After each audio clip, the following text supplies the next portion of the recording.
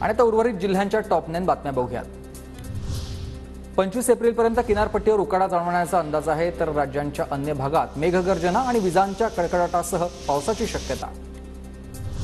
वाढत्या उष्णतेमुळे विजेच्या मागणीमध्ये वाढ झाली आहे। विजेच्या मागणीचा परिणाम सरळ पाणी साठ्यावर, राज्यात विजेचा तुटवडा आणि सुका दुष्काळ असं दुहेरी संकट।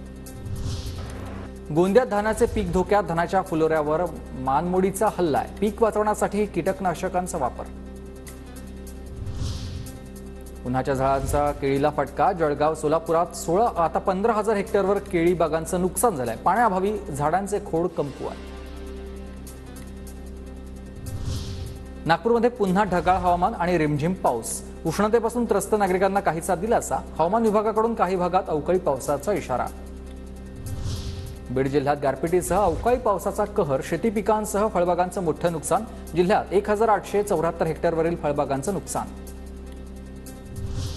लातूर जिल्ह्यात वादळी वाऱ्यासह झालेल्या पावसामुळे आंबा बागांचं मोठं नुकसान। काढणीला आलेल्या आंब्याचं नुकसान झाल्यानं शेतकरी अडचणी।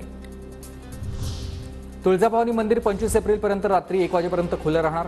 चैत्र पौर्णिमेनिमित्त मंगळवार, शुक्रवार आणि रविवारी व्हीआयपी दर्शन बंद। रत्नागिरी विमानतळावर नाईट लँडिंगची आता चाचणी सुरू झाली आहे। न्यूझीलंडचे तंत्रज्ञ चाचणीसाठी रत्नागिरीत। विमानतळाचं रत्नागिरीकरांचं स्वप्न आता लवकरच पूर्ण होणार।